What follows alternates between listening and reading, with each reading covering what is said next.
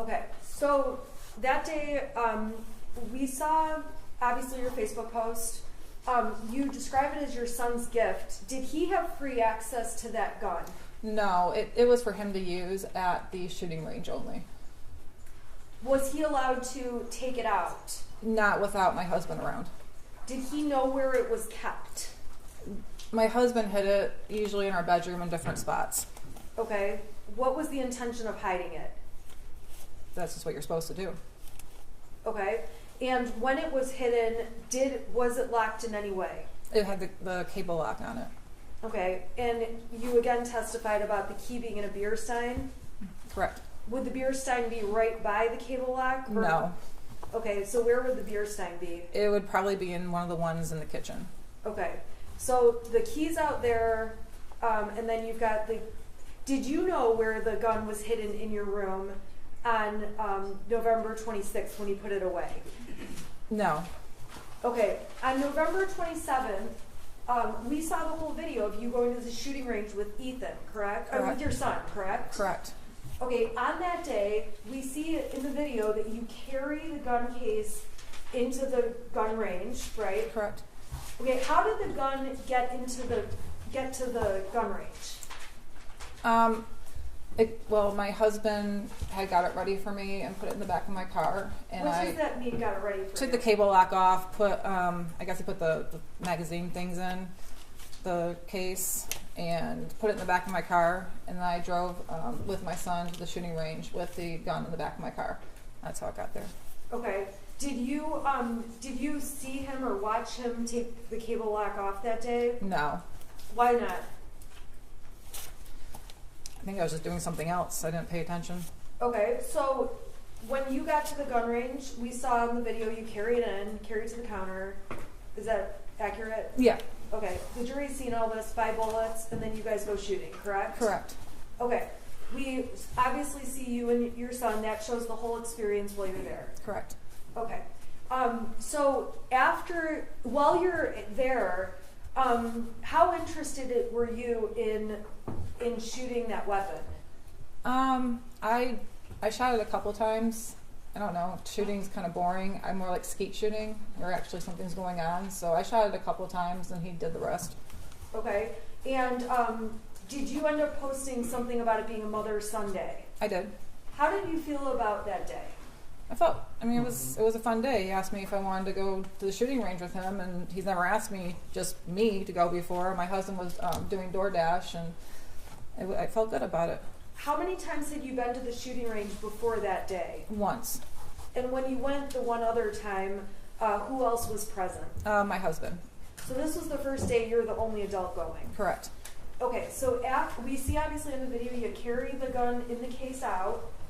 Did it have the cable lock on at that point? No. Okay, so what did you do from there? This is when we're leaving? Yeah. I put the gun in the back of my vehicle and drove. Explain where in the back of your vehicle. So in the back of the SUV, it has a little thing that opens up to where the spare tire is. I put it under there. Okay, and then where did you go? I went home. And did you take the gun in the house? No, I took the bullets in the house and hid them, and my husband took the gun in the house when he got home from work. Okay, so was there a period of time that the gun was not in the home but in your car? Yeah, probably for a couple hours. Okay, why is that? I just don't feel comfortable with it. I don't. That's his thing. Okay, so on that Saturday, it was left in the vehicle, and your vehicle was locked. Correct. Do you know if the gun was brought into the house and put away? Yes. Okay, how do you know that? My husband told me. Okay. Yep. Did you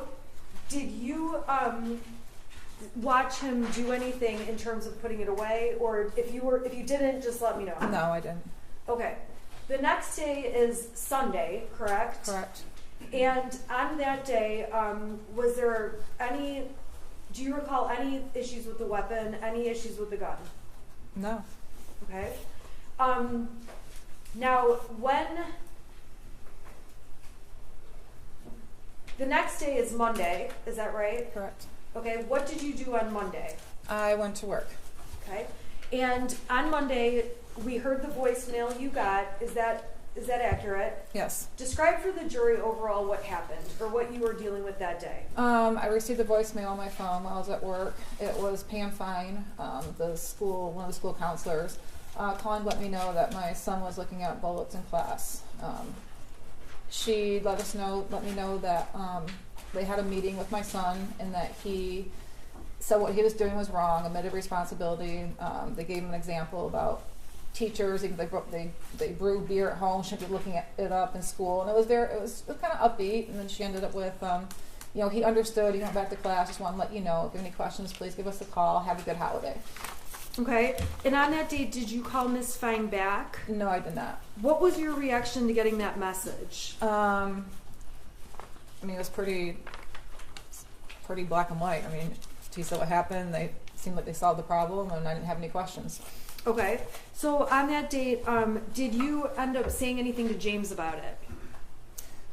I believe I did. Did you say anything to your son about it? I did. What did you, and I think we saw text messages, you said next time don't get caught. Yeah, I said seriously looking up bullets in school, and then he went through a long couple of texts about teachers looking at his stuff, and he was worried about he was going to get in trouble, and then I said, next time don't get caught. What did you mean by that? So there's an ongoing thing in our house. Someone always asked me the trouble I would get in high school because I was a little bit of a troublemaker because I always got caught. Like all my friends could be doing the same thing and I'd be the one to get caught. So it was kind of referencing to that. Okay. So you said that, and did you feel you had to discipline him or do anything beyond talk to him about it? No, we talked. I listened to the voicemail and that was that. Okay. Now, I'm going to go back for a couple minutes to talk to you about some exhibits the prosecution introduced from earlier in the year, okay? So I'm going to start with what's been admitted as exhibits 155 through 160, okay? I'm going to pop them up on the screen and we're going to just talk about each one briefly. So I'm going to go to 155.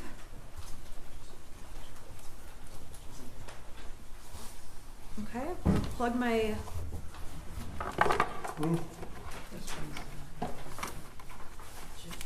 I'm sorry, it's not ready to plug it in. Okay, so I'm going to start with 155, okay? This was already admitted, so we're not going to belabor this, okay? Well, no, she doesn't have a picture of that. Oh, I'm sorry. Well, it's not necessarily your fault. This one isn't coming out. Oh.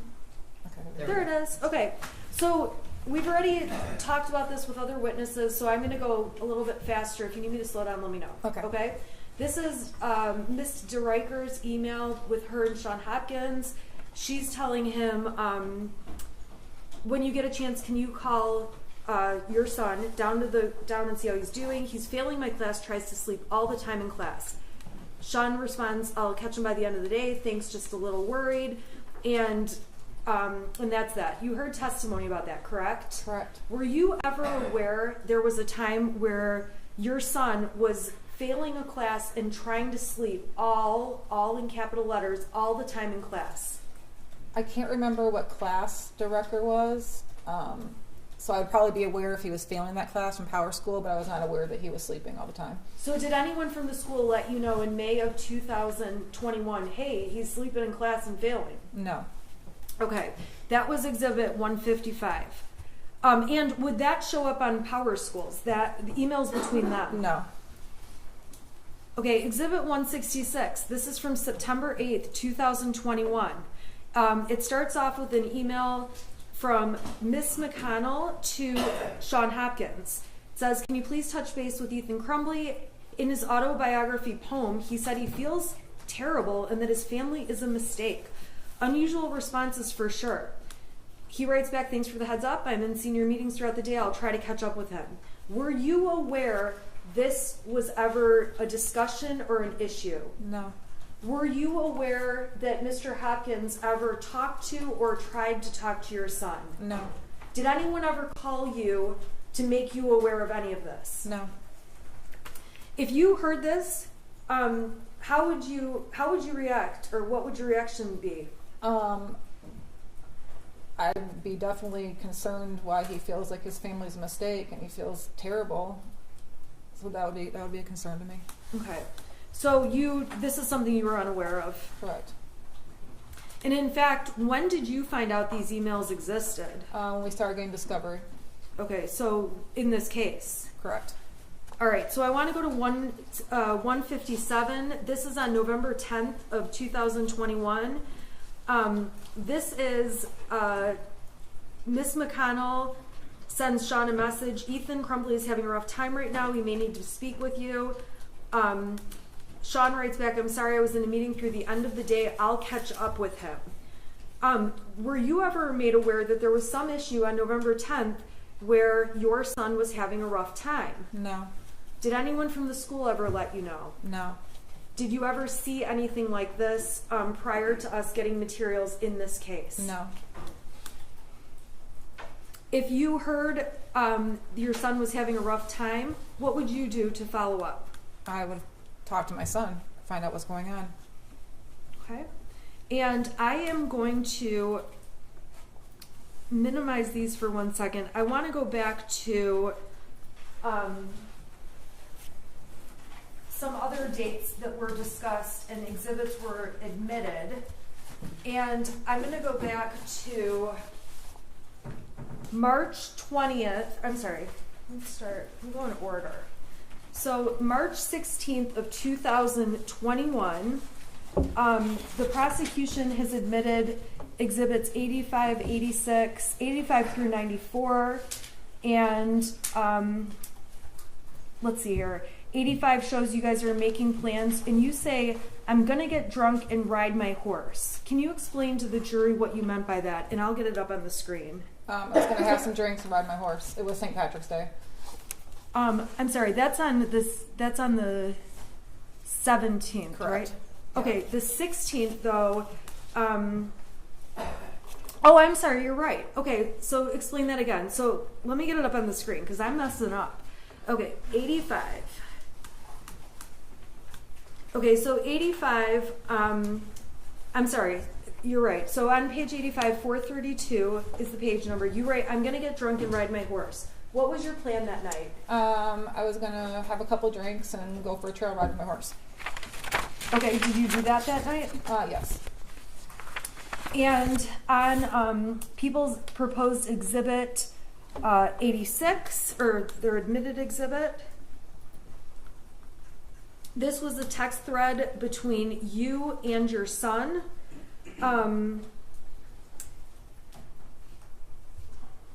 Let's see here. This is a text where the prosecution admitted to show that your son texted you, okay, the house is now haunted. What time was that text at? It says 6:03. Okay. I don't know if it says -4. I don't know what that means. Okay. And then the next text, some weird shit just happens and now I'm scared.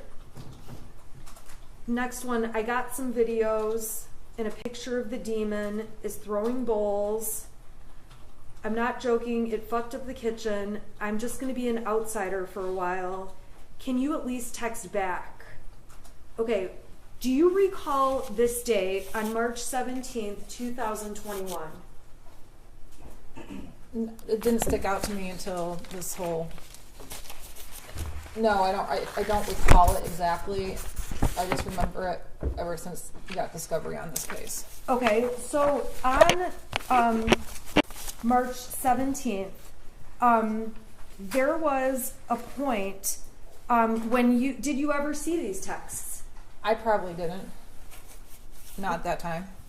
Do you recall seeing these texts at any point prior to this case? I'm sure I did, but they weren't. No, I don't know. I mean, I'm sure I saw them, but they just didn't stick out to me until this case. Why didn't they stick out to you? Because it wasn't anything that was anything serious. It was Ethan just messing around. You got to explain to the jury, how did Ethan mess around? So he's been convinced our house has been haunted since 2015. So it was built in 1920. Around that time frame, him and his friend would go down to the basement and play a Ouija board. So they thought we had a house ghost. So it was around that time when he would mess with us, that things were going on in the house. Silverware was flying across the room. Doors were slamming. He actually took a video of the door and showed me when I got home. And you can clearly see where he's standing back with his phone, looking at the door that's open. You can see him walk up the door, and you can kind of see him slam it, and him trying to say, "See, our house is haunted." So it was that kind of stuff that he did. Okay, and did that continue on into 2021 when you'd get messages like this? Only a couple of times, but I think he just got over it. Like, it wasn't. He got bored with messing around with the ghost. So. Did you mess around with him? Yes. Okay, what did you do to him? When they were downstairs in the basement playing Ouija board one night, I went and flipped the circuit breaker off in the house, and he thought it was the ghost they conjured up on the Ouija board. Did James ever mess around with you or with Ethan? Yeah, a little bit. Give us an example of what he did. He said a lamp fell off a ledge in the basement, and so he named the ghost Victoria. So he was convinced there was another house ghost. So just kind of like an ongoing, like our house ghost, we called it. My son named it Boris Johnson. My husband named it Victoria. It was just a little phase. Was there ever a time where James pretended he got electrocuted? Yes. What did he do? We were remodeling our living room, and he was taking the old ceiling fan down and having to figure out what wires go where to the new ceiling fan. And as he was reaching up, he pretended to get electrocuted, and he fell on the ground and was shaking, and I ran up and I kicked him. I don't know why I kicked him, but I did. And then he stopped, and I realized he was joking, and my son had the phone recording the whole time. So this kind of stuff between you, your son, and your husband was like typical joking around kind of stuff. It was. Okay, so when you look back at these texts now and you see that there's a demon throwing bowls and things like that, now looking back, do you think, oh my gosh, he had mental issues? No. What do you think was going on? Just what I said, that it was just him messing around. He only did it when we weren't at home, and it was for a short period of time, and then he got bored. Okay. So on that date, the prosecution admitted all kinds of stuff to show you were with your horse, and James was with your horse, correct? Correct.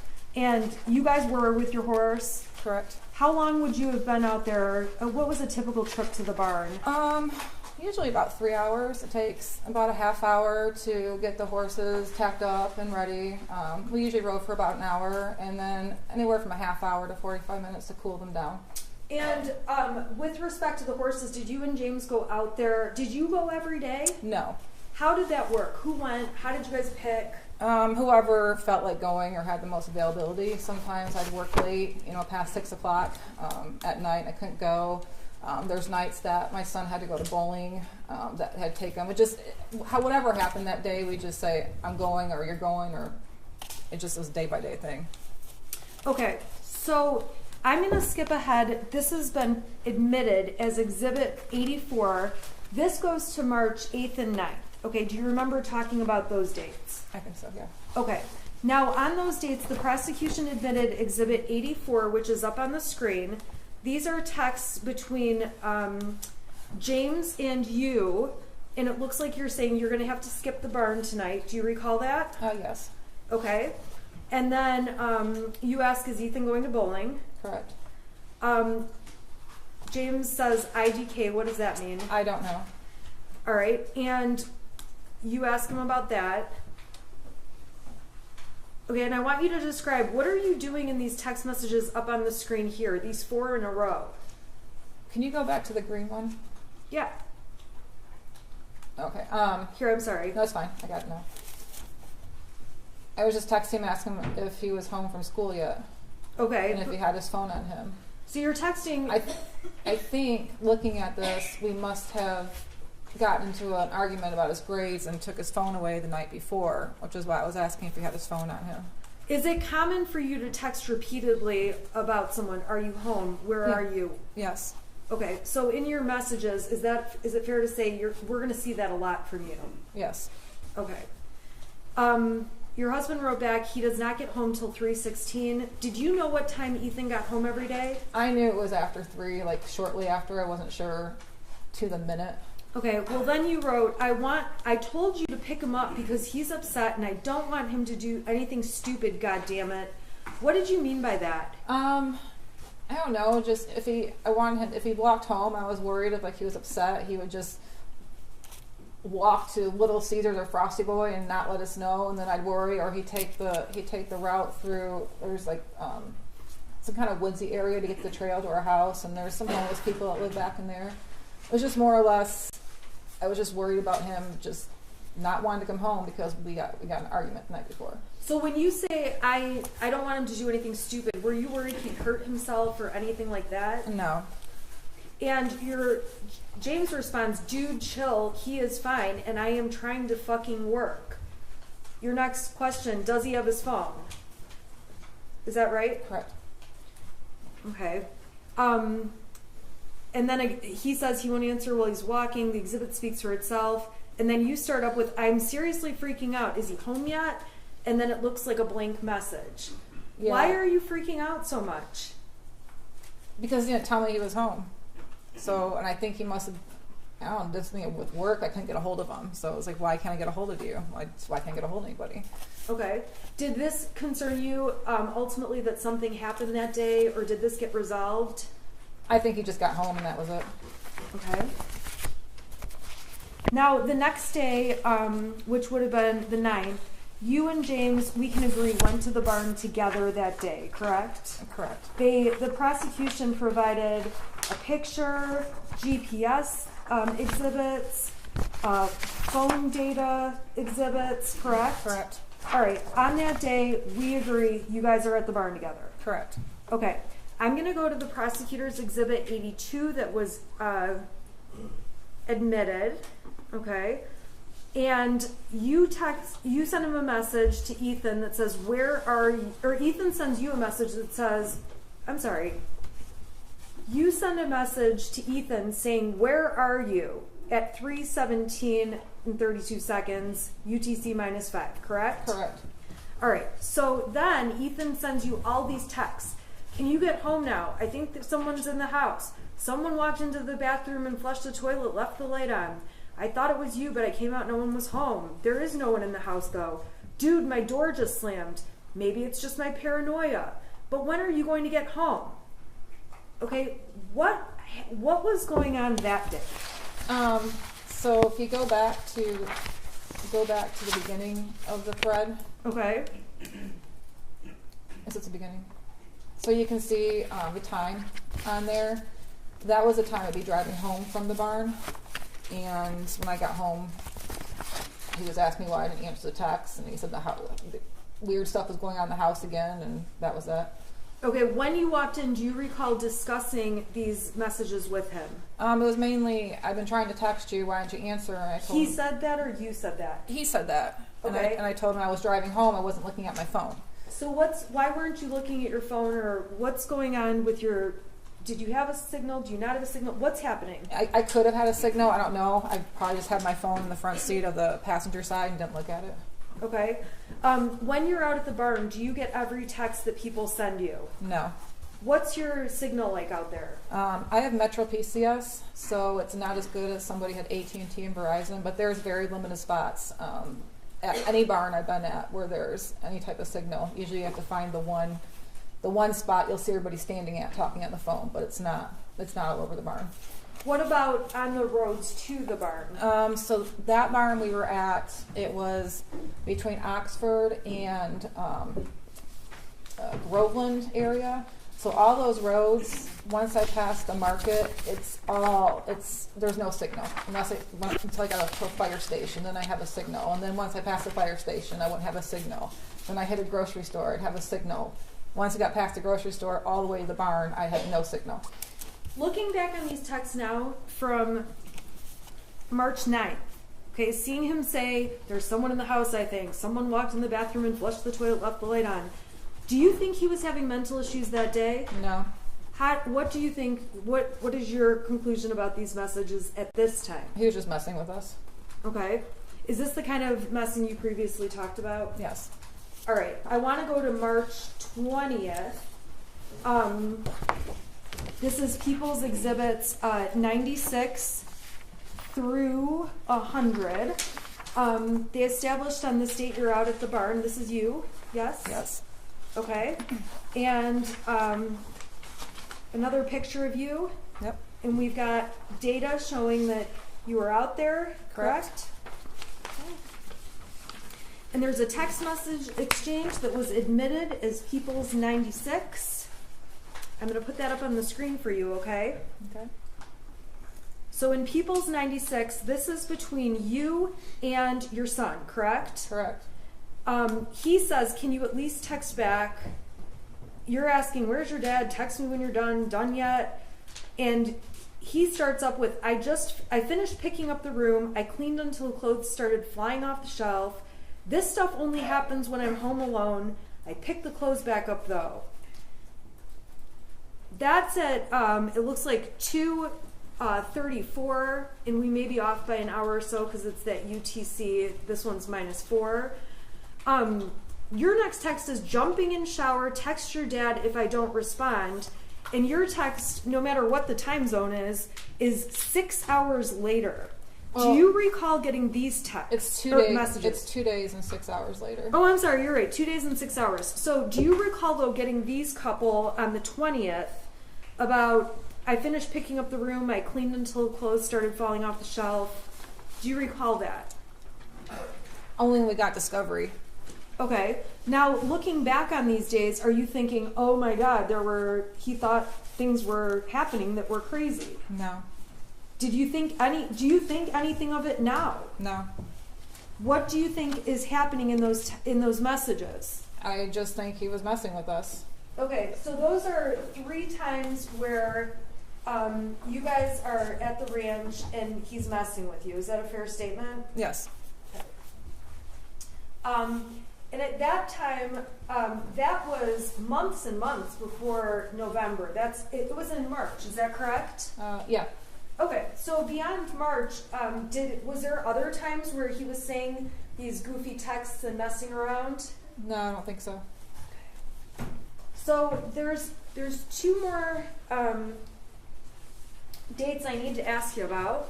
I'm going to go to April 4th, which was a Sunday, and that is going to be exhibit that was admitted 101, okay? So exhibit 101 are text messages, and these are between, who are these between? Those were between my son and his friend. Okay. Now, prior to this case, did you ever see any of these messages? I did not. Were you aware any of them existed? I was not. Okay, so this is from April 4th, and your son's saying, he's the one sending messages that say, I hear people talking to me and someone in the distance. I actually asked my dad to take me to the doctor yesterday, but he gave me some pills and told me to suck it up. Like, it's at the point I'm asking to go to the doctor. Was there ever a time where he asked to go to the doctor around this time? I don't think so, no. Then he says, my mom laughed when I told her. Was there ever a time where he's asking for help and you're laughing? No. He writes to his friend, and this is just later that night, but I'm having bad insomnia and paranoia, and I need help. I was thinking of calling 911 so I could go to the hospital, but then my parents would be really pissed. Okay, so this is all one long conversation. Is that right? Correct. He says, I'm going to ask my parents to go to the doctors tomorrow or Tuesday again, but this time I'm going to tell them about the voices. This text message or instant message thread, were you even aware of this? No.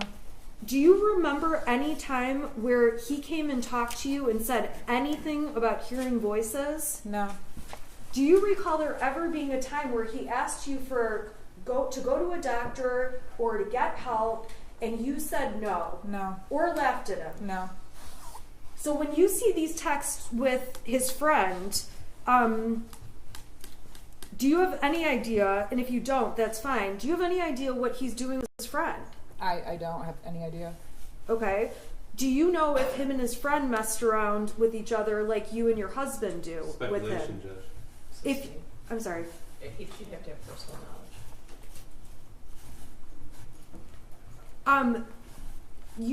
When you were testifying earlier, you mentioned that your son and his friend would play within a Ouija board. Is that right? Right. When did that happen, or in relation to 2021? I know he got the Ouija board for Christmas of 2020. So for a few months after that, they were really into playing it, and then they got bored with it. And it's probably sitting on our shelf getting dust. Okay. On April 29th, I'm going to turn your attention to that day. Do you recall texting his friend's mother? And I'm going to put up Exhibit 104 on the screen. Okay, do these texts look familiar to you? They do. Okay, who are these between? These are between me and his friend's mom. Okay, and you start off with my son isn't bowling tonight. I just want to let you know, not sure if he needs a partner. Why are you texting that? I don't know why he wasn't bowling tonight, off the top of my head. But they had partners on certain nights of the week, and so him and his friend were always partners. So I was letting her know that he wasn't going to be there. Okay, and this is on one date, April 29th. Did you talk to her on other dates, or is this like the only time you talked to her? We've talked back and forth quite a bit. Okay. Now, on this date, you say he's been acting kind of depressed. I don't know what's going on. I'm not sure if there's something bothering him at school, but he doesn't really feel good. I can't get anything out of him. Friend's mom mentions he stayed home from school today, too. The only time they're happy is when they're together. Talking about grades. You mentioned, this is all new to me. I'm not used to my son being moody. He's usually pretty happy and will talk about anything. I do know he's been stressed about school and his grades. We called the school, but she wasn't in social. Do it tomorrow. I think his grades have a lot to do with it. I just got to a point where he's got so far behind and we were out of town. He's having difficulties making it up. Where were you guys out of town? In Florida, my mother-in-law had passed away, so we were gone for a couple of weeks in the middle of April, taking care of funeral arrangements and everything. And at this time, when you describe your son as being moody or depressed, did you think it was anything that warranted getting medical attention? No, he was just being quieter. He's a quiet kid. He was just being quieter than normal. And I'd ask him if there was anything okay. He'd say fine, but I could just tell he was a little sad. And I thought maybe I didn't see his friend in a couple of weeks. So I don't know if maybe they got into a fight and they weren't talking. So I was asking her if there was anything going on with his friend, which might have caused my son to be quieter than normal. But I think he was just really stressed out because those 2 weeks that we were in Florida, he got pretty far behind on his grades. Okay, so then it goes on and you end up saying, yeah, me too. I'm glad they're getting along.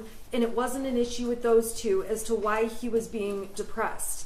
The online school is horrible. I've given up too. I told him just to do his best. Don't worry about it. Next year's a new year. And then maybe if his friend is feeling better, he wants to come over to work, and then you're talking about shooting up a gun range in the backyard, correct? Yeah, targets. Okay. So did this issue of him feeling depressed or acting moody, this one period of time, did that go on or did that discontinue? It discontinued. I mean, it was a little phase. And he seemed to be fine. Him and his friends started coming over more. I think it was more or less his friend wasn't coming over as much, and he just seemed quieter than normal. And you guys were you had just been out of town for right. Yeah, and he just lost his grandmother, so that was sad too.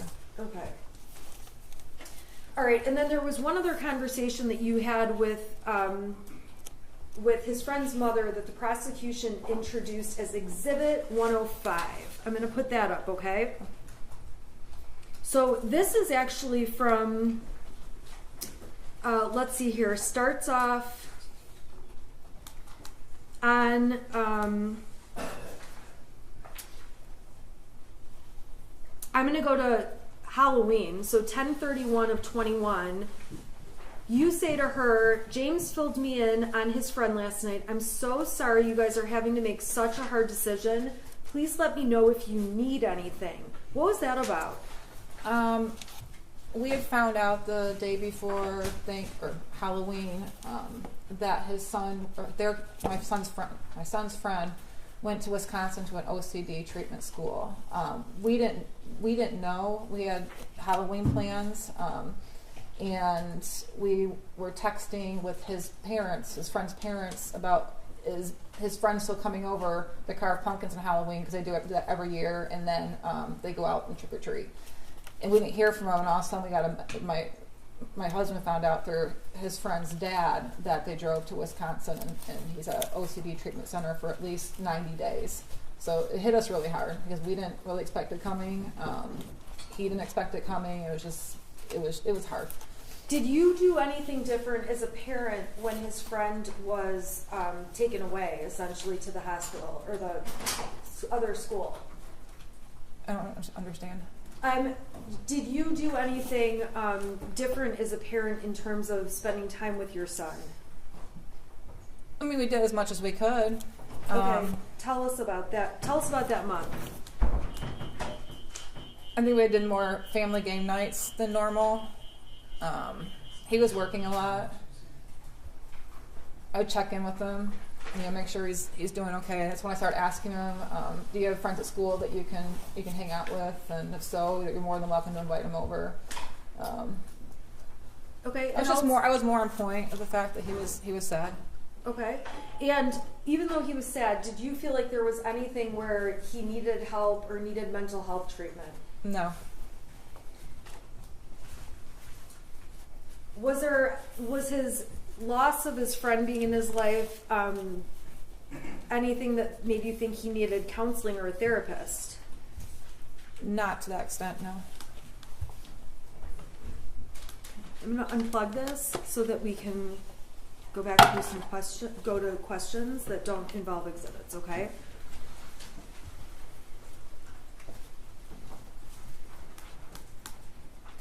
Okay. So we were talking earlier about the mother-son gun range day, right? Correct. You've already told the jury how the gun was put in the car and taken out. Okay.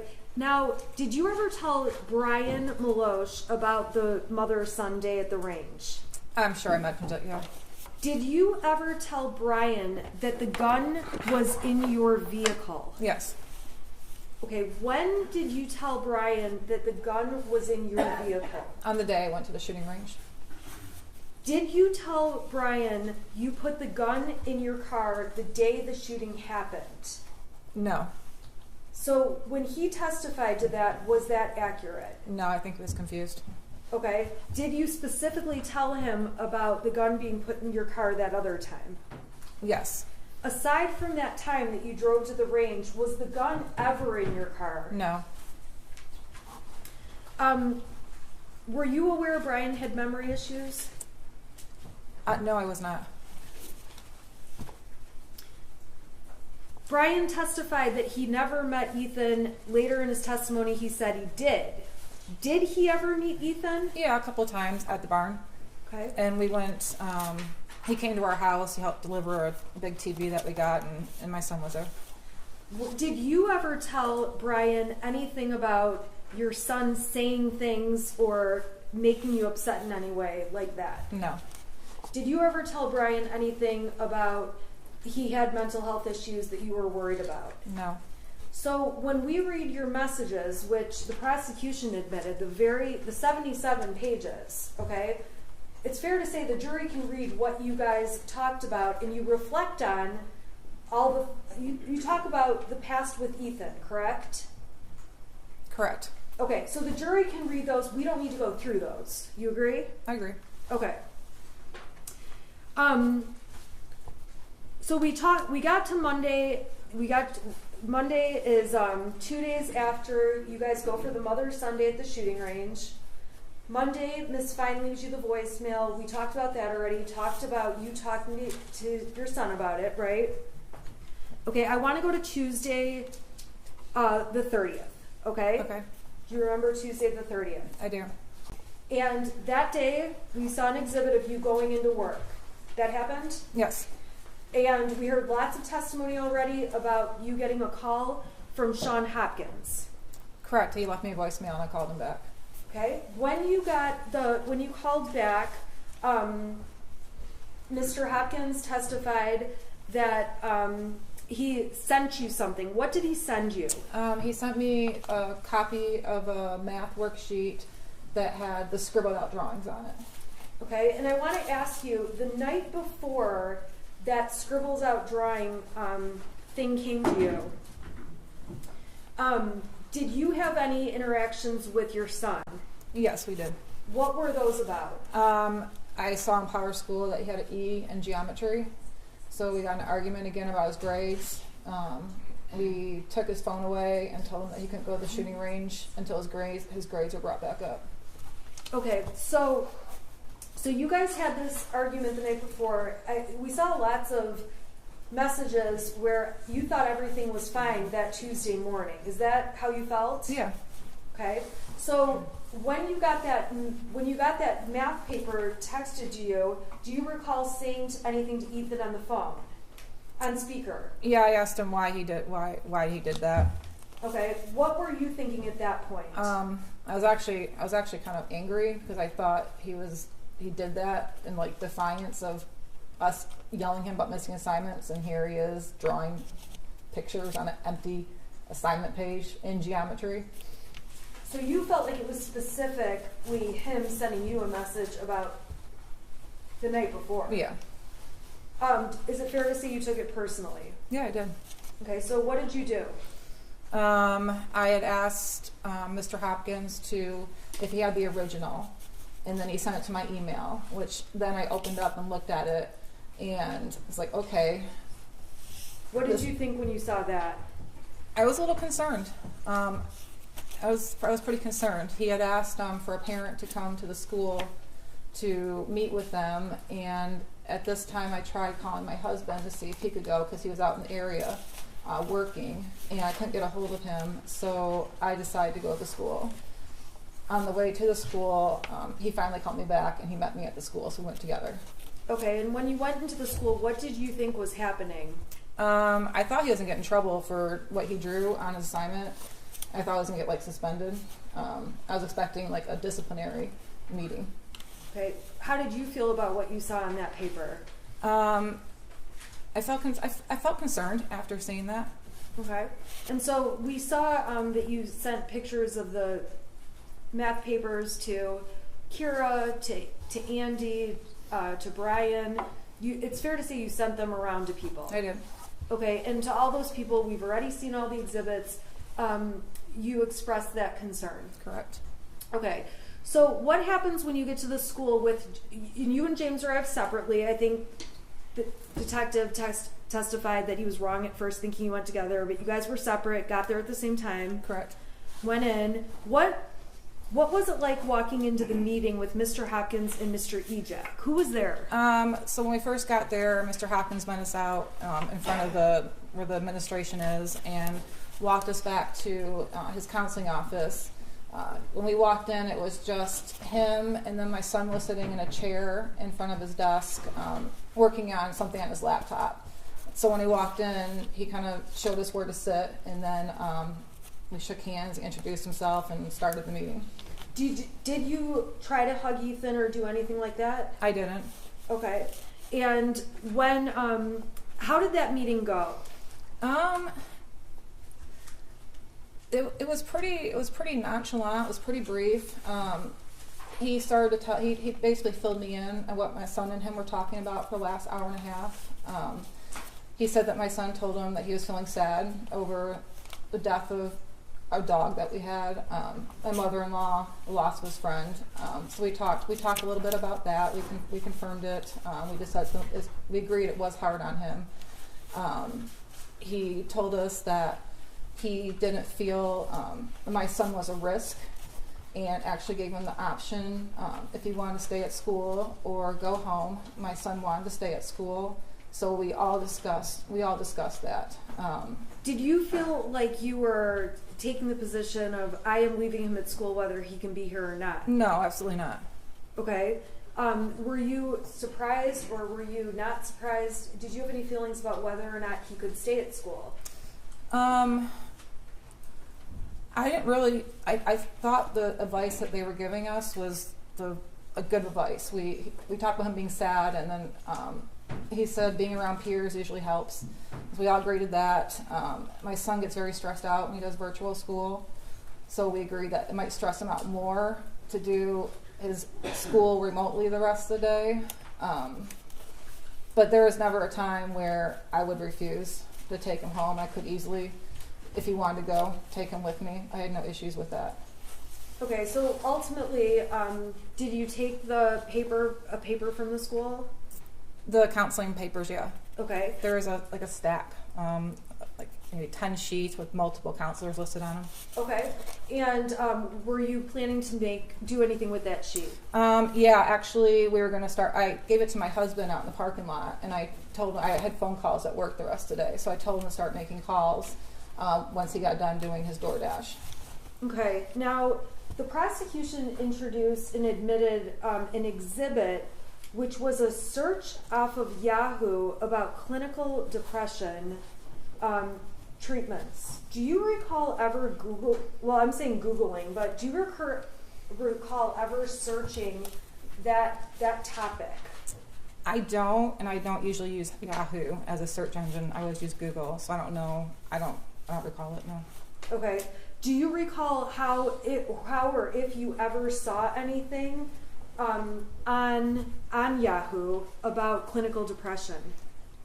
I don't remember specifically seeing anything. I might have looked at something when my husband was going through a really hard time after his mother passed away. He was he was drinking a little bit more than usual, and you just tell that he wasn't right. So I might have looked at something at that time, seeing if he was depressed, but not. I don't know where Yahoo came from. You don't know how the Yahoo came to No. be? Okay. When you're on Facebook and Instagram and all those things, do you ever hit the clickbait stuff? Sometimes on accident. Sometimes I do on purpose. Okay, so that search on Yahoo, you don't remember ever putting that in the search bar? No. Okay. But you are saying it's possible you looked at it. Is that? It's possible. Okay. All right. So let's go back. So you're at the meeting. How did the meeting end? So we all decided that my son was going to go back to his class. So we wrote him a pass to go back to class. After he left, all four of us were in the meeting, and they asked if we had any questions, and we did not. And then I said, I'm going to go back to work. And we left, and I went to work, and my husband did DoorDash. And Did you mean to be abrupt about ending the meeting? I didn't think I was abrupt. Did you think you ended the meeting? I think it just automatically ended when they asked if we had any questions, and I said no. Okay. So when there was testimony about that, I'm sorry, strike that. Let me ask Ms. Smith, I don't want to interrupt you. I'm looking for a natural break. We could do it now. Well, do you need a break? Yeah, Yeah, that's fine. I'm trying to just want to be considerate of. No, we can go anytime. That's fine. Okay, I don't want to interrupt you. You're fine. That's fine. So, can you take it until about 5 after 3? Second? All right, for the jury. I'll come here and grab those from you. Is it okay if I grab these exhibits? Sure. Jennifer, I'm going to grab these from you.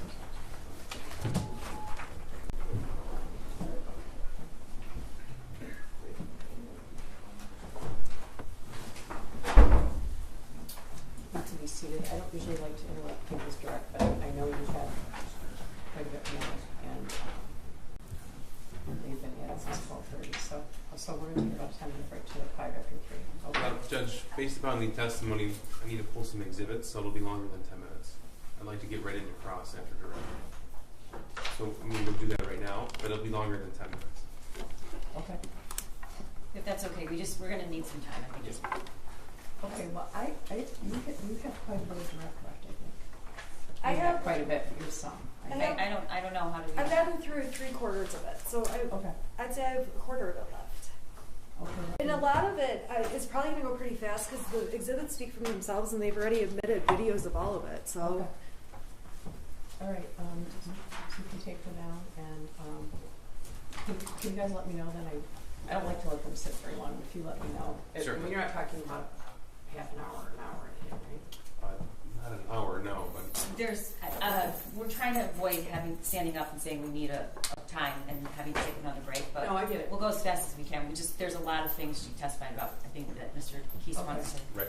Well, I just. Your wanted Honor, to- I moved fast with their exhibits. Oh, I it's kept good, going. it's I good. didn't take breaks in It's between. good. It's good. I'm more concerned about the jury sitting than anything. Sure. Okay. Yeah. Sure. Thank you. All right.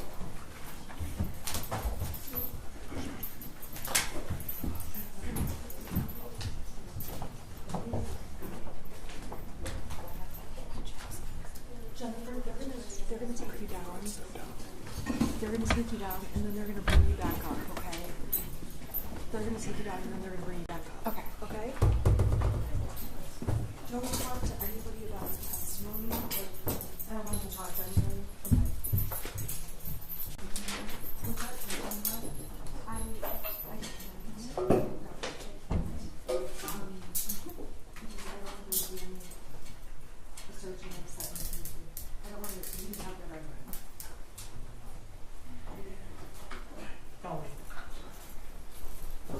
Okay.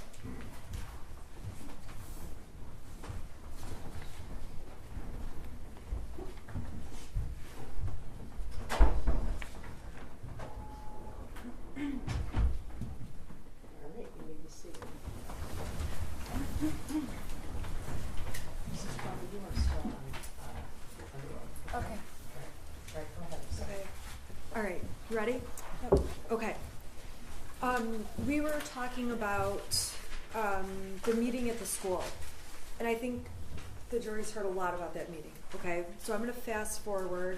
You go back to work, right? Yep, We saw the exhibit of you walking back in. correct. Okay, we heard Amanda Holland testify about how she gives you some advice. Do you recall her giving you advice? I don't. Is she somebody you go to for advice? No. Why not?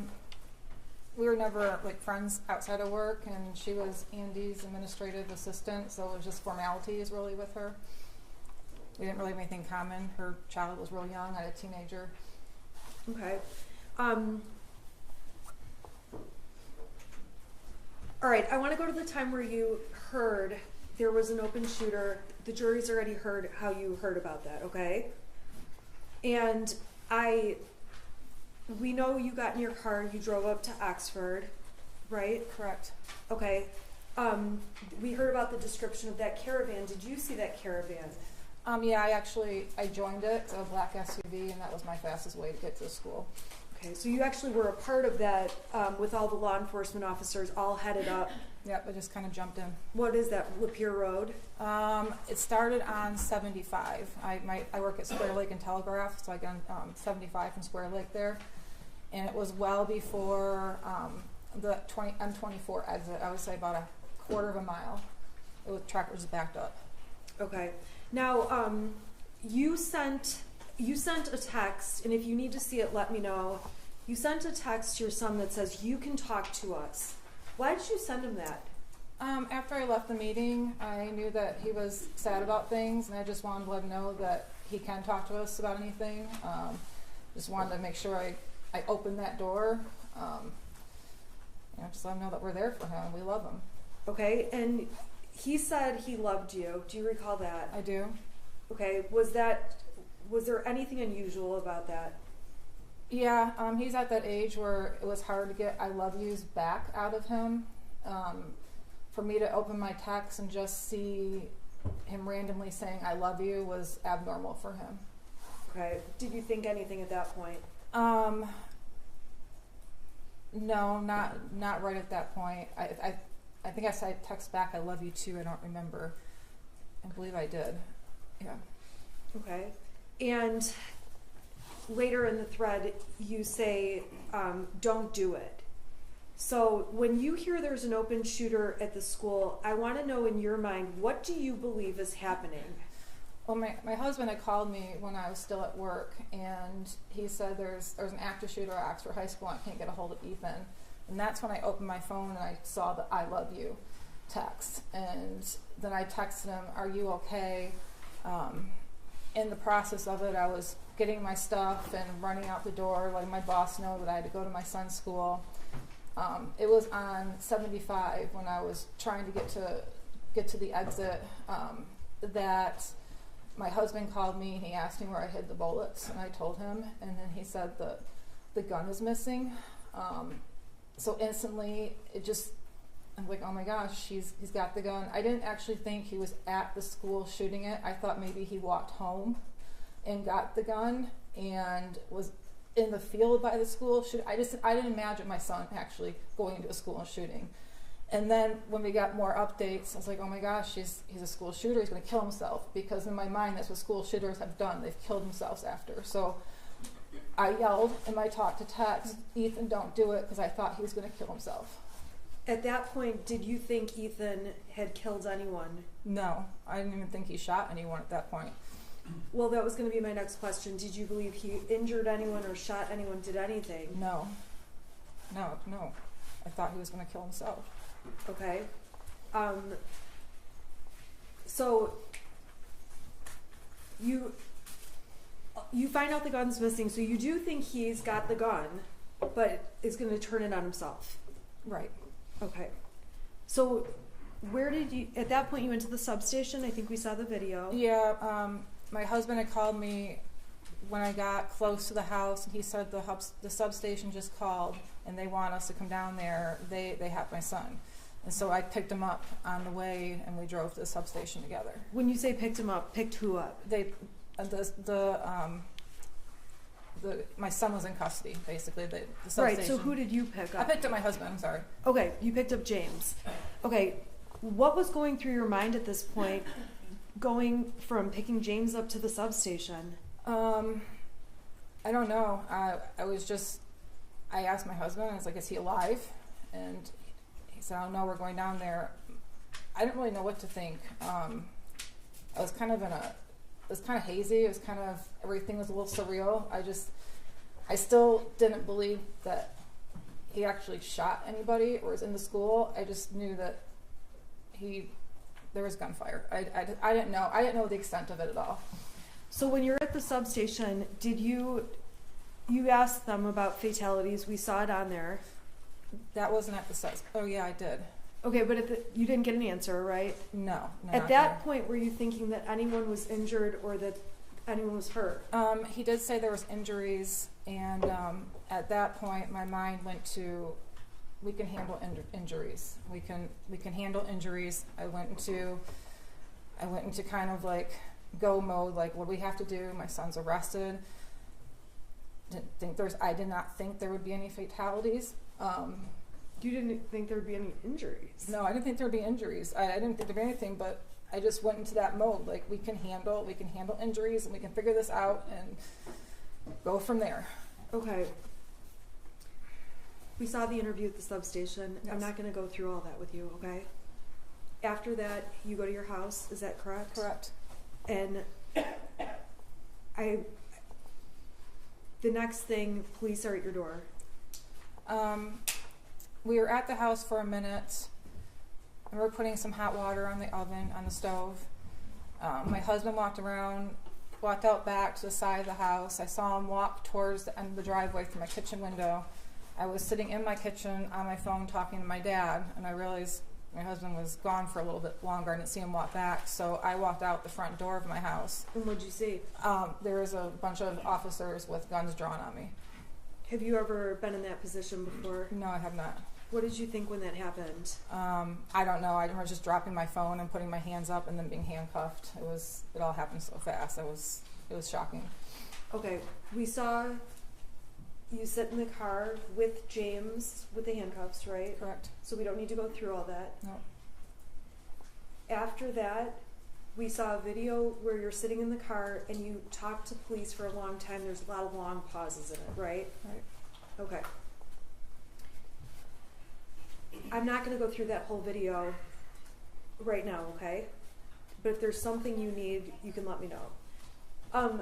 During the substation meeting, while you're with Joe Bryan, Judge, this is direct examination. I'm What, where, I'm then, what asking a happened? question. I'm just putting us in a space. I'm going to ask a non-leading question. Okay. So we all can see that you are using your phone while you are speaking to law enforcement. I want to know what you're doing on your phone. It's not leading. What were you And the doing on whole your jury phone? can hear you constantly saying What were you object. doing on your phone? First I was looking for the paper to show the officer that was sitting next to me. The first one I pulled up, I couldn't get to zoom in, so I had to search through my emails for the other one to get that pulled up. Once I got my phone back, I'm pretty sure I was going through the massive amount of text messages and Facebook messages I was receiving from family and friends asking if my son was okay, because at this point in time nobody knew anything. I was also messaging with my my boss, who happens to be an attorney, trying to get his advice on what to do. I was on my phone, I'm not going to deny it. I was probably looking at text messages and Facebook messages and just trying to get updates on anything. Is that the same or different when you're in the back of the patrol car? What do you mean?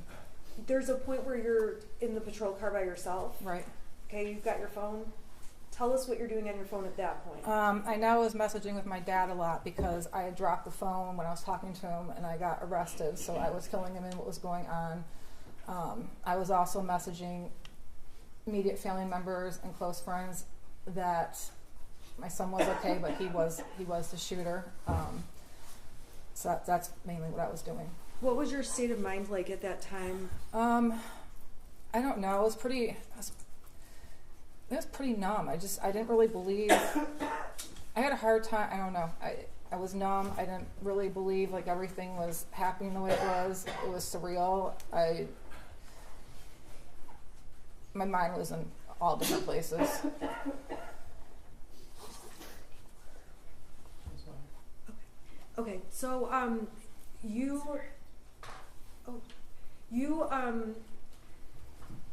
when did you find out there were fatalities? In the back of the car when I was by myself, and I asked the officer, and he told me there was 4 fatalities. That's on the video. Yes. I'm not going to ask you questions about that, okay?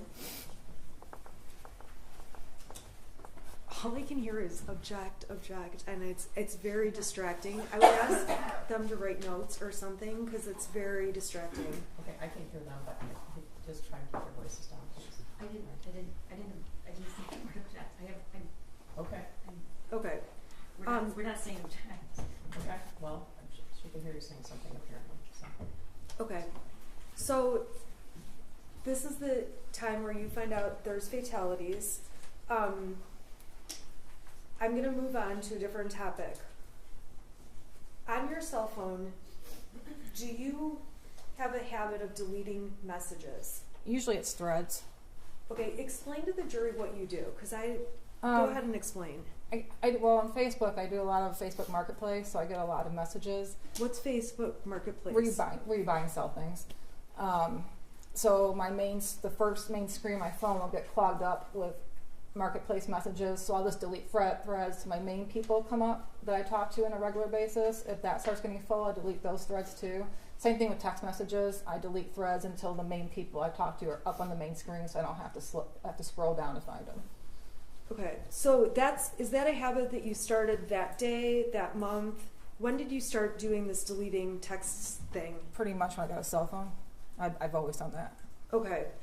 Did you go out of your way, in this case, to delete like certain messages? Not intentionally, no.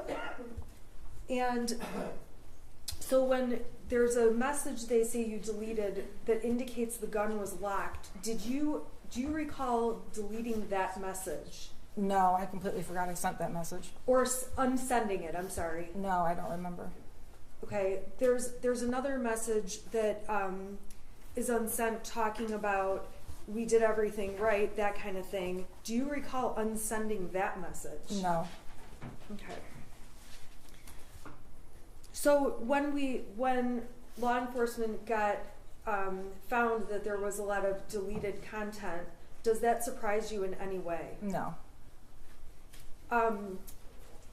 And you don't dispute, you've seen a lot of text message threads that have been admitted. You agree those were a lot of the messages going on, is that right? Right. And a lot of those are what were deleted. Correct. Okay. So after you're interviewed, there was a point where the police tell you and James you guys need to leave the house. Is that right? Yes. Where did you guys go? We went up to the first time we ended up going to the Holiday Inn Express and sitting in the parking lot trying to figure out what was going on, waiting for them to call us. Was there a point you had to go back to the house? Yes, they called us to come back to the house. Did you know why you're going back? They told us that the search was over and they just wanted us to come back to the house. Okay, so when you got back to the house, what happened? We went into the house and then the detective asked for our cell phones. And were you reluctant about giving over your cell phone? Yes, I was. Okay, why is that? Sounds bad, but my life is in my cell phone, my contacts are in my cell phone, everything I need is in my cell phone. I don't memorize phone numbers, I have an emergency going on, and they're taking my only means of contact away from me. Okay, there was a suggestion to go get burner phones or track phones, prepaid phones. Correct. Did you do that? Yes, we did. Okay, so there was evidence you went to Walmart in Lapeer, does that sound right? Yep. And we saw the receipts. There's been a lot of text messages about threats. Tell the jury about what you were receiving.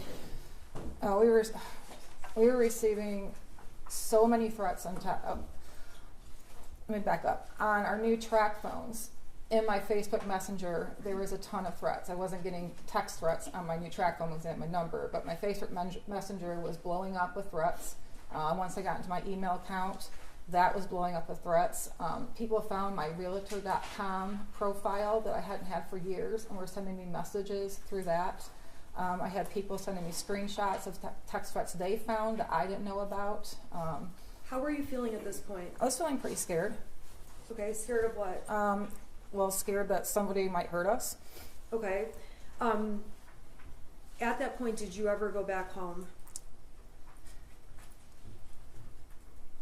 This is the first time, right? I'm talking after you bought the track. Oh, phones. no, we went to the hotel in Lapeer. Okay.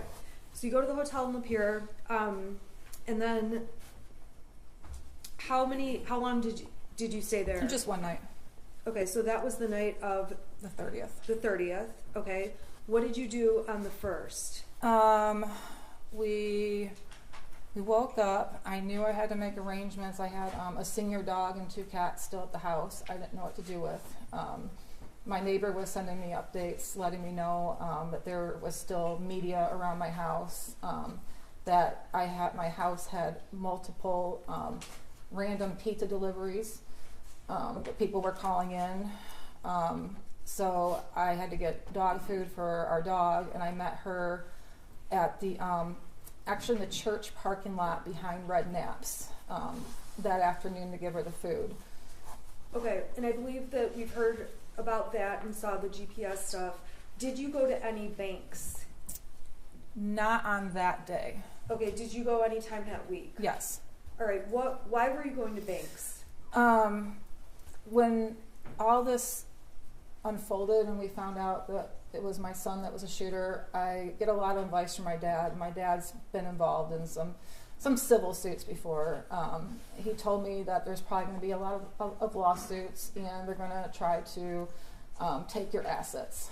And I didn't really have any assets. The bank owned my house, the bank owned my cars, and all I had was the cash in my bank.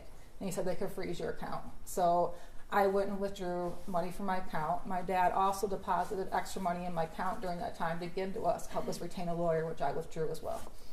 Okay, so you withdrew that money. Did you withdraw anything from an account that had Ethan's name on it? We transferred money from that savings account to our account. Okay, explain that account. I know it says Ethan's name on it. Is anyone else listed on the account? No, it's a Simply Kids savings account through Flagstar Bank. So he opened it with $200. I don't think he really had any more than $100 left after things he wanted to buy, but I transfer money from my check into that account, so we kind of use it as a savings account too. Okay, did you leave any money in that account? If we did, it was very little. Okay. So on December 1st, we heard testimony already that your son was charged. You watched online. Is that accurate? Correct. Okay.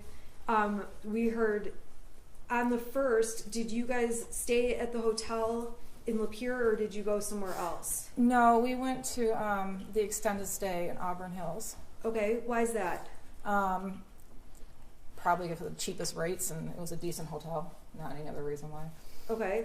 So how long did you end up staying at the extended stay in Auburn Hills? We ended up staying there for 2 days. Okay. And then we've heard testimony that charges were going to be announced at some point. Did you know when charges would be announced? No. I was kind of following the news articles, trying to get updates.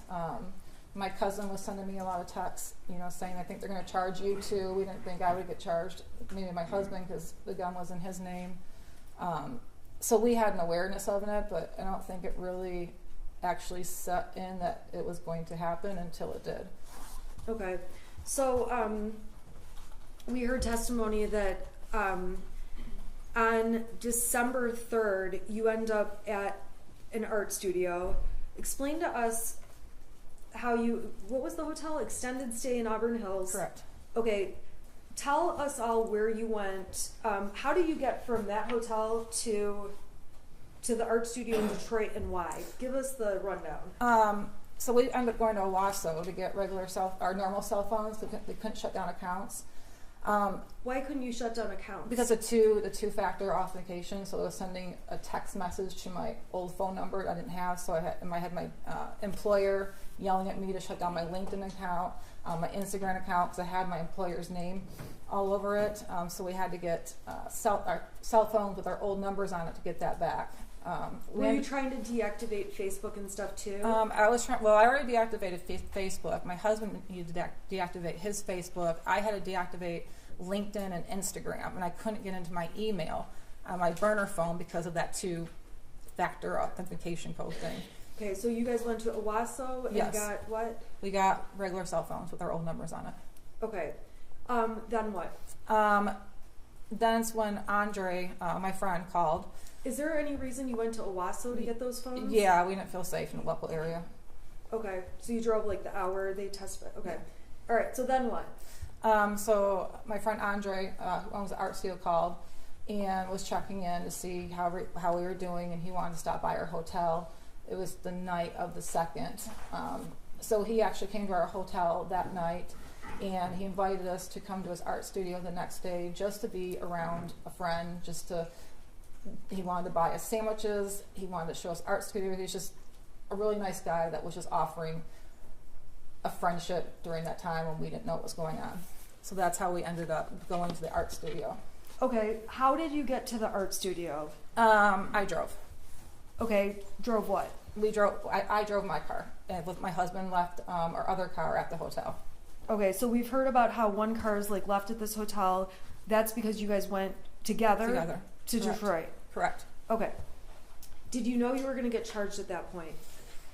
We had heard they might announce charges sometime that day. Okay, but I want to know, did you know you were definitely being charged at that point? Oh, no. Okay. So tell us what happened when you got to the art studio. I think we saw him show you where to park. Is that what happened? Yeah. Why did you park where you parked? I was parking close to the dumpster, and he told me to move away from the dumpster because people like to throw stuff out there. So I moved. He showed me where to park. So I wasn't taking anybody's parking space or blocking the dumpster or any of that. Okay. So then what did you guys do that day? He showed us around the building, and then we went to the art studio. Andre had a business meeting, I think at 11 o'clock that day, and so he left the building for a little bit.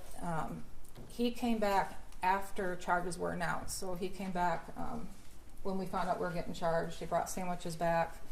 At that point in time, How were you feeling at that point when you found out you're getting charged? just freaked out. I've never been charged anything in my life. Okay, so you've never been charged with a crime like this? Like this, correct.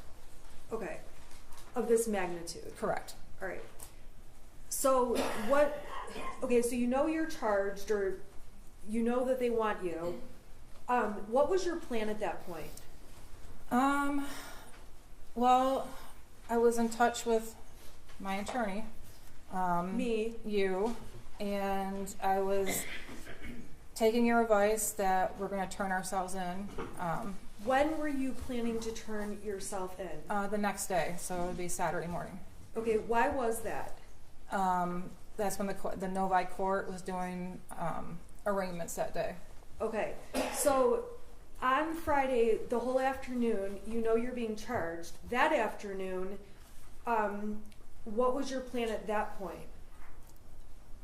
Or what were you doing at that point? I was debating whether or not to go back to Auburn Hills and stay at the extended stay. And I think this is before we even knew there was a manhunt out for us. Okay, Your Honor, may I approach the witness with the defense exhibit, proposed exhibit A? The prosecution has received it. No objection. Do you object to submission? Okay.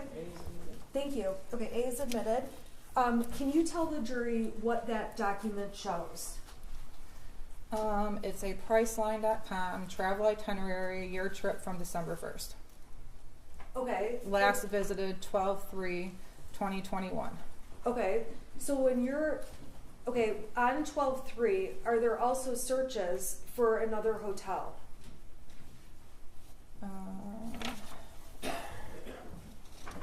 I think so.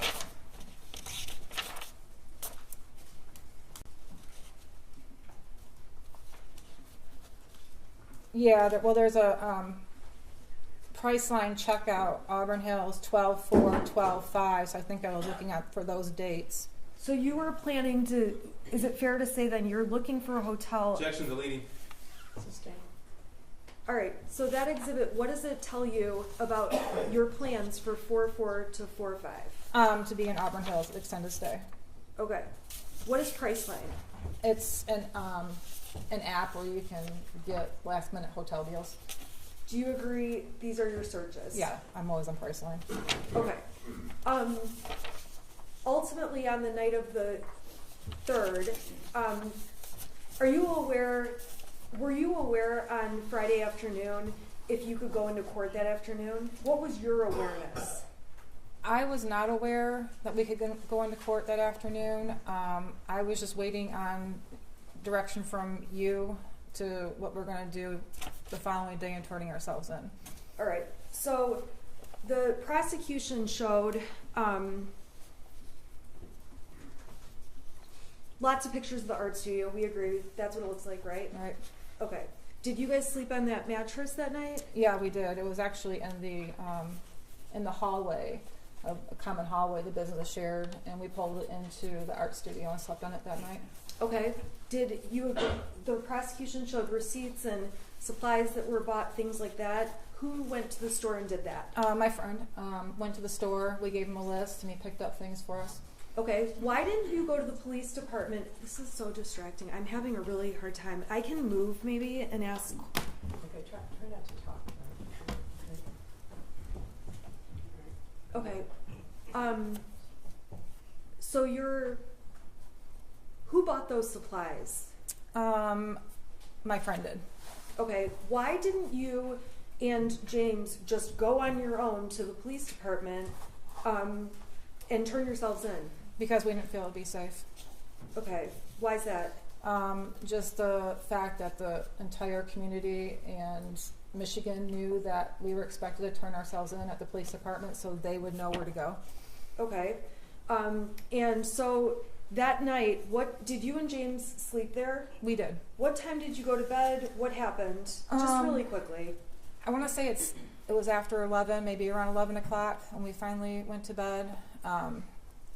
We both, I'm prescribed Xanax for anxiety, and we each took 4 because we knew we were going to be turning ourselves in the next day, and we hadn't slept in 4 days, and we just wanted to sleep.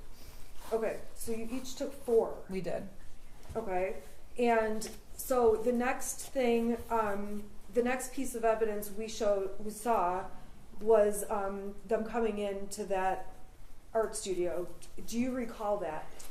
I recall my husband screaming, and there was people with guns again in our face, officers. What were you doing prior to hearing your husband screaming? We were sleeping. Okay. Were you aware there was anything going on? No, it was not. Okay. We saw the video, so we don't need to go through all of that. And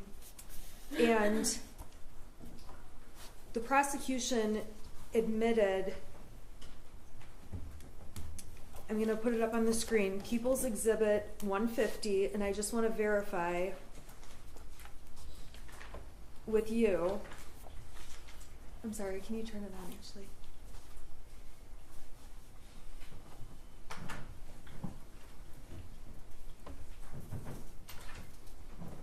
Okay, do you see it on your screen? I do. Okay, what is that? That's an alarm I set for the next morning. For Saturday morning? For Saturday morning, correct. Okay, do you recall why you set it for 6:30, 6:45? Is there 2 alarms or 1? Yeah, there's 2. Okay, why did you set those alarms? Because we were going to wake up and drive to the Novi courthouse and meet you there by 8:30. Okay, and what was your plan there? What was going to be your plan when you got to Novi? We were going to be arraigned. Okay, now,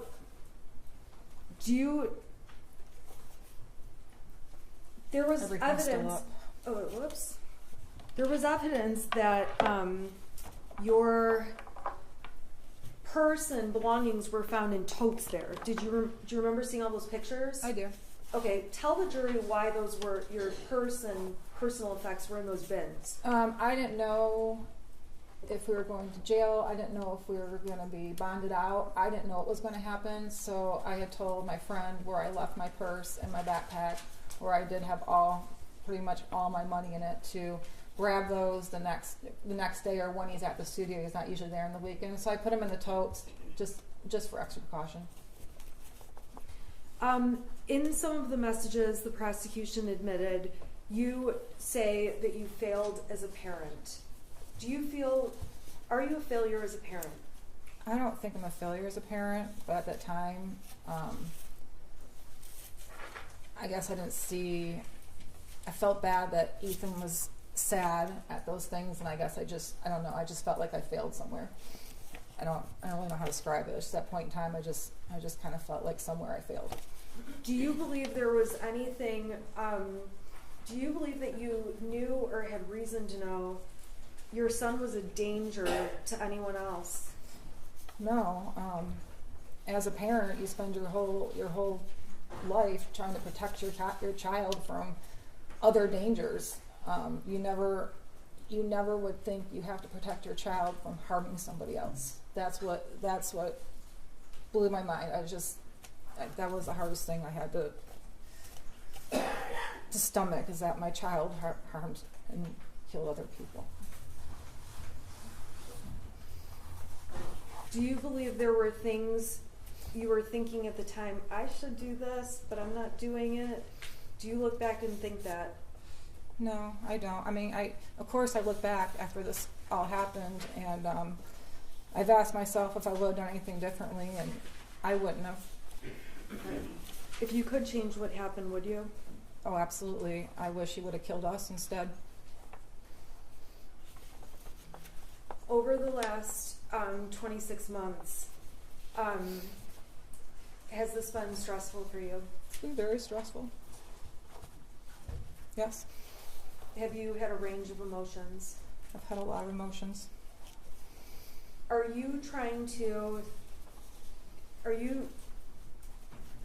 Do you believe you are the victim here?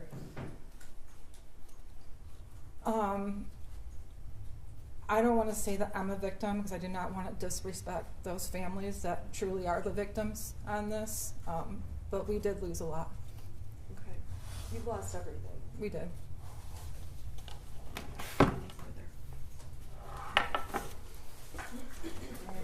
I'm gonna have you come back tomorrow morning at 8:30 in the morning. All right, the mom says we have a natural break. I need to instruct you during the trial, do not read, listen to, or watch any news reports about the case. Under the law, the evidence you must consider to decide the case must meet certain standards. For example, witnesses must swear to tell the truth, and the lawyers must be able to cross-examine them. Because news reports do not have to meet these standards, they could give you incorrect or misleading information that might unfairly favor one side. So to be fair to both sides, you must follow this instruction. Do not go on social media, do not post, do not go on Facebook, do not do research, do not discuss the case with anyone, do not watch the news, do not read a newspaper. You guys have been really great, and we appreciate it. All right, so I'll see you tomorrow at 8:30. Okay. All rise for the jury.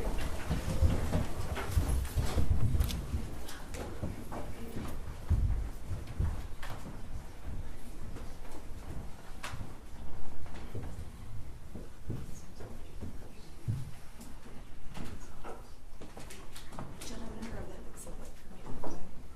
I'm gonna let the jury go right now so that I can ask if there's anything. Do you Is consider? it okay if she comes out? Yeah, she can step down. You can be seated.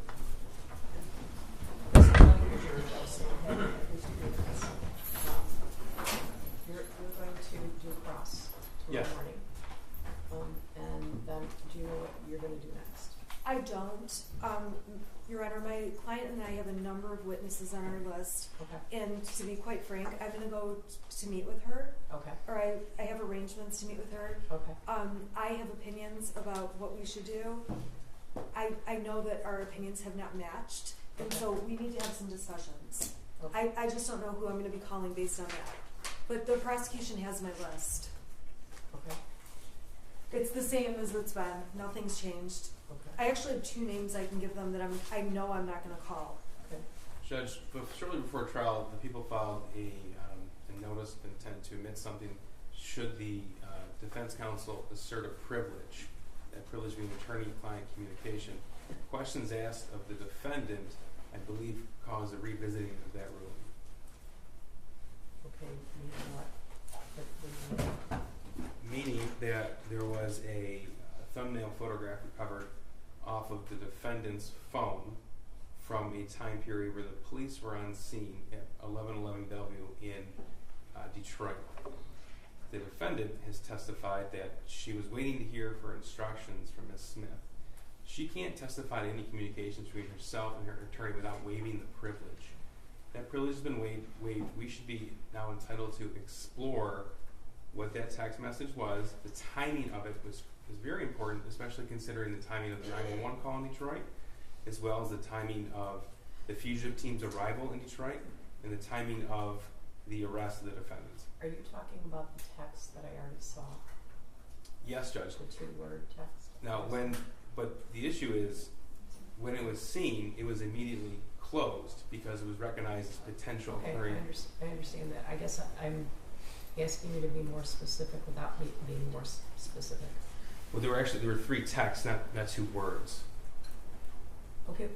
Okay. No, is that what I saw already? Yes.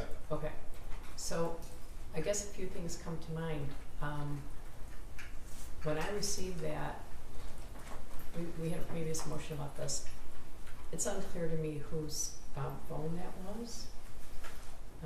That's just one thing among many other issues. Right. We can't explore it if it's a potential attorney-client communication. So it was never investigated. That's why we brought it to the court's attention and counsel's attention immediately. Your Honor, and that's after consultation actually with the Michigan State Bar Ethics Hotline. Well, one of the reasons I asked you that is because I know there were 4 phones from there, and 2 of the phones didn't have specific numbers. I don't know if that came from one of the phones that specifically belonged to one of the defendants. Yes. The answer to that question is yes. Okay. Your Honor, if I may, when I was questioning my client, I was asking her what her plan was, what she was planning to do. She said what she was planning to do. I didn't expect she was going to say anything about me. I thought she was just going to say we were waiting for information, we were waiting to turn ourselves in, waiting for directions, and we had a backup plan. We'll go to court on Novi in the morning. I don't believe she's opened attorney-client privilege as to this topic. And to be honest, I don't even know what they would have. This hasn't been an issue since the beginning of the case. It's not just the privilege, it's also to impeach what we believe to be false testimony.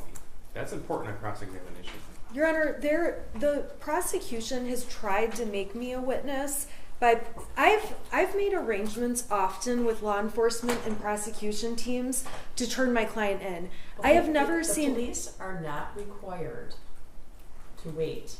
I'm not saying that, but Right. what the police did is they tried to make me a witness. They made police reports with my text messages and tried to turn me into a witness when it's typical for I think you're giving them too much credit. Well, for when it's I texted Karen McDonald and said I was representing the Crumbleys. Okay, but On Friday morning, the she police- would not get back to me. she doesn't have to get back I know to you, she and the doesn't. police do not have to ask you for permission to arrest your client. I completely agree. That's not what I'm suggesting. I'm suggesting that I was waiting for Miss McDonald to work with me to turn her in because she texted me the night Prosecuting before attorney does we'd not work arrange it out. fugitive surrender. We Well, actually had evidence of that. I Sergeant thought- Hendrick as well as Lieutenant Willett. I thought we had professional courtesy going, that we were working together, and then she wouldn't call me back all day. And I said, okay, then we have to go turn you in. I want to turn her into a court. So we went to the Novi. We were going to the Novi court at 8:30 because they do weekend arraignments. Okay, I've heard all of this before, but the thing is, you cannot testify to this. I understand, but I'm saying that the prosecution is trying to make me a witness by I'm having them trying put to keep police within the reports guidelines. together. That's why we've had the waiver. This came up from the beginning of the case. There was I concern about that. I agree with you, and Right. I thought the concern was over because they dropped it, and I I had to bring it up No, yesterday. they didn't drop it. It's just been dealt with in waivers and motions and things like that. So, you know, if your client raises something, I guess I'd want you to specify whether it's in a filing exactly what you're saying or exactly what you want to admit, because I think that we're, treading on difficult ground that Judge, we've been treading on since the case started. We signed a waiver specifically for this. It was Not for March this. of 2022 that paragraph 13 of that waiver, the defendant will not be able to use, and actually the court on the record said, Ms. Smith, you understand that flight is issue, and an issue in this case, the court remembers, but it was early on in this case. Your That's why Honor- we had the waiver. Okay, Could the wait, court- you can't interrupt I'm each sorry. other. You can't interrupt each other. So I guess tell me what you are specifically requesting. So Because we need, the chronology, because she says she was asleep when the police are hit the door or whatever it is. yes, it goes into all of that. It goes into all of that. So there's again, this was a thumbnail of a text message that we immediately, the individual at the prosecutor's office who saw it, immediately closed it because he recognized a potential attorney-client material. Before he did, he noticed the timestamp on that. The timestamp is exactly, I think it's actually 2 minutes off of a timestamp from a text message between Ms. Smith and Sergeant Hendrick, where Ms. Smith indicated she cannot get a hold of her client. Now, I want to cross-examine Jennifer Crumbley specifically about that because she put that an issue in front of the jury. Okay, specifically about whether or not she was in contact with her lawyer. Can you just have a minute, please? Yeah. I guess one of the problems is you can't use your shield as a sword. That's a problem. Your Honor, I'm suggesting that if my client opened the door to that in any way, that you instruct the jury they're not to consider it and strike that testimony. We did not intend to open that door. I don't even remember, and I don't even know what that text message is. I saw that. I obviously responded to their filings. I have no memory of that text or this timing. So, Okay, what does that have to do with anything? well, I'm just saying that I would just say that this should just be instructed to be inadmissible and tell the jury to absolutely ignore any testimony about any communications with the attorney. The waiver, the defendant signed the waiver. Defense counsel signed the waiver. It's, again, sword and shield, Judge. This is exactly what counsel is doing. And we can have someone from computer crimes extract any conversations, communications between the defendant and her attorney. The court can review it in camera. I think that you're specifically trying to impeach her statement that I did not talk to my lawyer that night. I'm trying to remember the exact statement.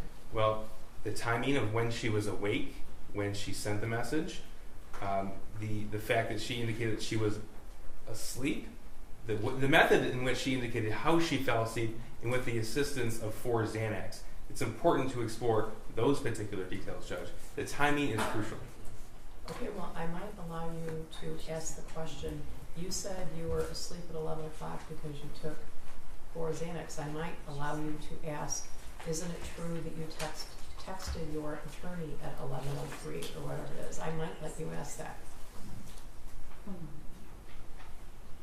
But the thought that you want me to do an in-camera review of every communication between Mrs. Crumbley and her attorney that could potentially breach the attorney-client privilege, I'd be satisfied with just that timing, that message, Judge. okay, well, I guess I'm gonna invite you. I feel like every night you're getting a homework assignment. Of course, I have my own homework assignments.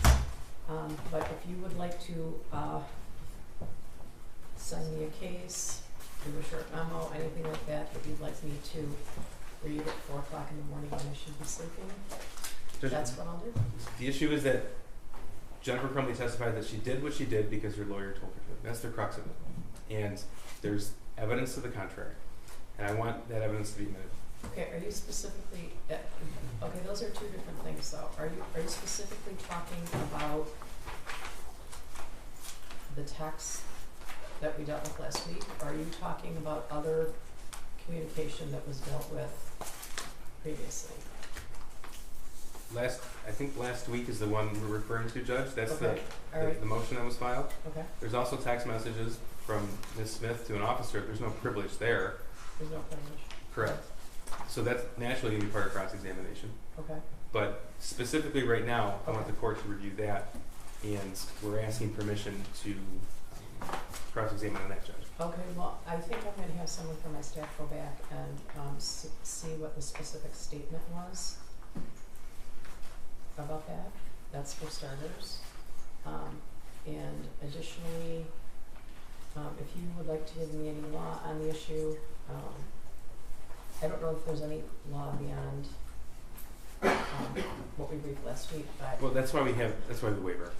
Yeah, the waiver. Well, I might be inclined to ask her, to let you ask, isn't it true that, did you testify that you were sleeping at 11:03? Yes. Isn't it true that you texted your lawyer at that time? I may allow you to do that.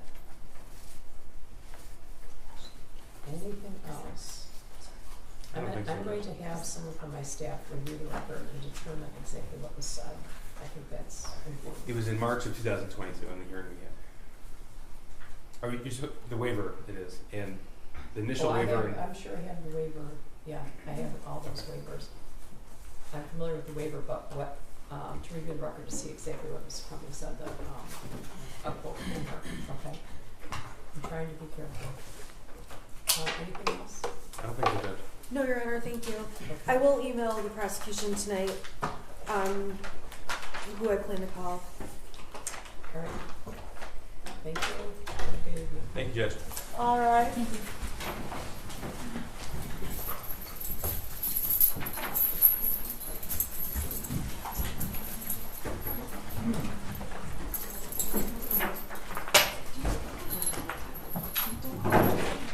You may be seated.